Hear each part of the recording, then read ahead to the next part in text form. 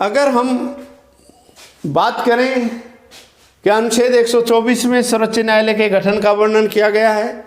स्थापना के समय सर्वोच्च न्यायालय में कुल 8 न्यायाधीश थे, 1 मुख्य न्यायाधीश, 7 अन्य न्यायाधीश। फिर 1956 में इसकी संख्या बढ़ाकर 11 कर दी गई, 1 मुख्य, 10 अन्य। 1960 में 14 कर दी गई, 1 मुख्य, 13 अन्य। 78 में 18, ये क्वेश्चन आया हुआ है, 78 में 18। 1978 में 1 मुख्य और 17 अन्य, 78 में 18। 86 में 26, 1986 में 1 मुख्य न्यायाधीश, 25 अन्य न्यायाधीश, 26। 2009 में फिर परिवर्तन हुआ, 1 मुख्य न्यायाधीश, 30 अन्य न्यायाधीश, 31। और वर्तमान में 34 है, 1 मुख्य न्यायाधीश, 33 अन्य न्यायाधीश। 2019 में यह संशोधित लास्ट में हुआ। सर्वोच्च न्यायालय का जो मुख्यालय है वो दिल्ली में है, लेकिन दिल्ली के बाहर भी सर्वोच्च न्यायालय ने 2 बार सुनवाई की है, कश्मीर के श्रीनगर में और हैदराबाद में। आप इसका स्क्रीनशॉट ले लीजिए, फिर आगे इस पे चर्चा करते हैं।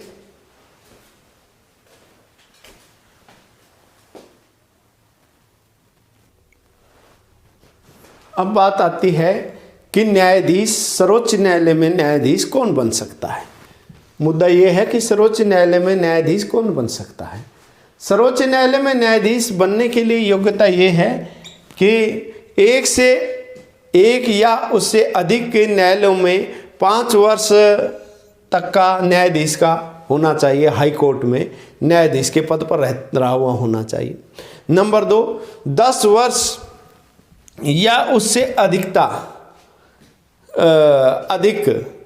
10 वर्ष या उससे अधिक हाई कोर्ट में अधिवक्ता रहा हो। और सबसे बड़ी बात यह है कि राष्ट्रपति के अनुसार वो कोई विधि वेता हो। क्लियर? इनकी नियुक्ति जो है वो कॉलेजियम पद्धति के द्वारा की जाती है। ये कॉलेजियम पद्धति क्या है? राष्ट्रपति परामर्श लेता है न्यायाधीशों से। किससे? न्यायाधीशों से। वरिष्ठ न्यायाधीशों के एक ग्रुप से परामर्श लेता है और उस परामर्श के आधार पर किसकी नियुक्ति की जाती है? न्यायाधीश की नियुक्ति की जाती है। सर्वोच्च न्यायालय के मुख्य न्यायाधीश से जरूर परामर्श ले लेता है। कौन? राष्ट्रपति। चाहे तो यह हाईकोर्ट के न्यायाधीश से परामर्श ले सकता है, लेकिन सुप्रीम कोर्ट के वरिष्ठ न्यायाधीशों से ही परामर्श लेता है। और परामर्श लेने के बाद कॉलेजियम पद्धति के द्वारा इन न्यायाधीशों की नियुक्ति की जाती है। न्यायाधीश कब तक पद पर बना रहेगा? अधिकतम 65 वर्ष की आयु तक। न्यूनतम आयु कुछ नहीं दी हुई है संविधान में, अधिकतम 65 वर्ष की आयु तक। न्यूनतम आयु तो अपने आप ही आ जाएगी। यहाँ 10 वर्ष न्याय का काम कर रहा है, अधिवक्ता काम कर रहा है, न्यायाधीश के रूप में 5 वर्ष का काम कर रहा है, 10 वर्ष अधिवक्ता के रूप में काम कर रहा है। तो स्पष्ट ही दिख रहा है, न्यूनतम उम्र रखने की जरूरत नहीं है। अधिकतम उम्र 65 वर्ष है। 65 वर्ष में न्यायाधीश रिटायर हो जाएगा, 65 वर्ष आयु जैसे ही पूरी हो। क्लियर? तो वरिष्ठतम न्यायाधीशों का कॉलेजियम पद्धति के द्वारा परामर्श लेकर राष्ट्रपति किसकी नियुक्ति करता है? न्यायाधीशों की नियुक्ति करता है। और राष्ट्रपति ही न्यायाधीशों को शपथ दिलाता है। शपथ की भी कौन दिलाता है? राष्ट्रपति। त्यागपत्र मुख्य न्यायाधीश किसको संबोधित करके देता है? राष्ट्रपति को संबोधित करके अपना त्यागपत्र देता है। अब बात आ जाती है कि इनके खिलाफ, इनको पद से हटाने के लिए महाअभियोग लाया जाता है। और महाअभियोग लाएं तो लोकसभा में कम से कम 100 सांसद और राज्यसभा में 50 सांसद। लोकसभा में 100 सांसद, राज्यसभा में 50 सांसद हस्ताक्षर करके फिर महाअभियोग लाया जाता है। जैसे रामा स्वामी जी के खिलाफ महाअभियोग आया था, लेकिन पास नहीं हो पाया था लोकसभा में। फिर सौमित्र सेन जो पश्चिम बंगाल के न्यायाधीश थे, उनके खिलाफ आया था, उन्होंने पद से त्याग पत्र दे दिया था। और फिर उसके बाद में सिक्किम के उच्च न्यायालय के मुख्य न्यायाधीश के खिलाफ भी ऐसा ही मामला आया था। इन सब की चर्चा करेंगे हम आगे। तो कुल मिला के बात यह है कि इस प्रकार से न्यायाधीशों को नियुक्त किया जाता है। आगे बात करेंगे। एक बार आप इसका स्क्रीनशॉट लेना चाहें ले सकते हैं।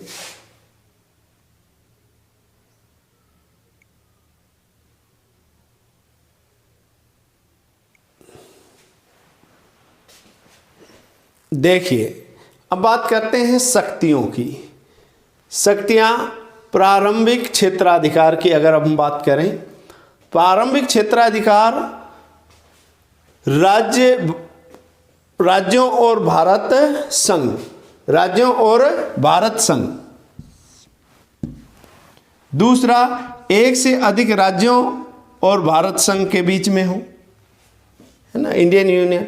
या दो से अधिक राज्यों के बीच वैधानिक मामला हो। तो ये इस प्रकार से ये प्रारंभिक 3 क्षेत्राधिकार हैं। दूसरा आता है अपीलीय क्षेत्राधिकार। अपीलीय क्षेत्राधिकार में दीवानी या सिविल,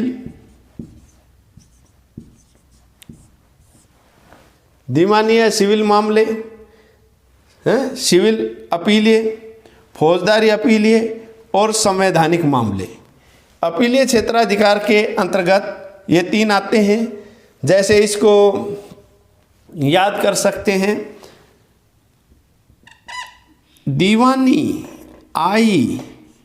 आई मीन्स मैं, आई मीन्स मैं 33 की दीवानी हूँ, मैं 33, आई 33 की दीवानी, आई 33 की दीवानी। जैसे मैंने एक घोषणा की कि मैं 33 की दीवानी हूँ, आई 33 की दीवानी। 34 फौजी आए, 34 फौजी आए, मैंने कहा आई 33 की दीवानी। फिर आई ने देखा कि 34 फौजी आए जिनको 35 का संवैधानिक पाठ पढ़ाया। मैं 33 की दीवानी, 34 फौजी आए, 35 का पाठ पढ़ाया। आई 33 की दीवानी, आई ने देखा 34 फौजी आए, आई ने, मैंने 35 पाठ पढ़ाए, संवैधानिक पाठ पढ़ाए। यानी अनुच्छेद 133 में दीवानी अपीलीय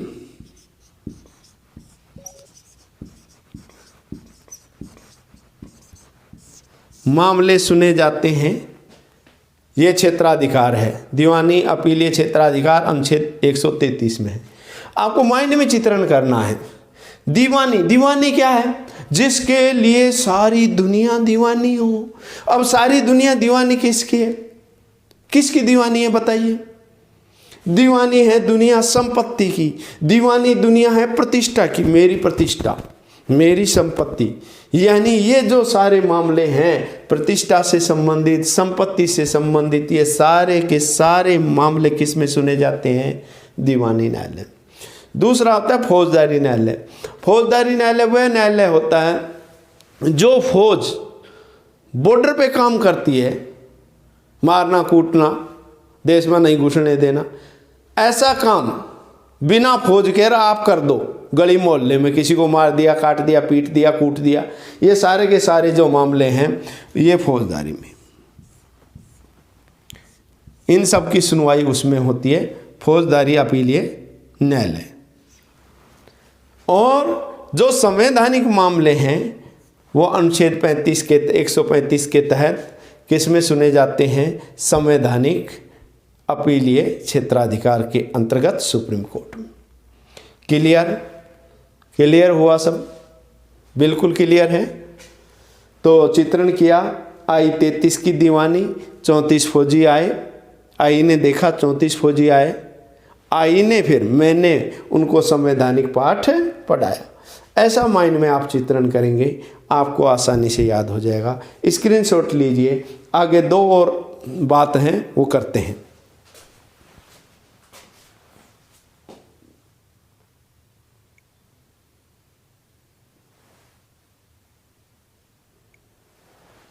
अब हम बात करते हैं कि परामर्शदात्री क्षेत्राधिकार। तीसरा जो अधिकार शक्ति है परामर्शदात्री क्षेत्राधिकार।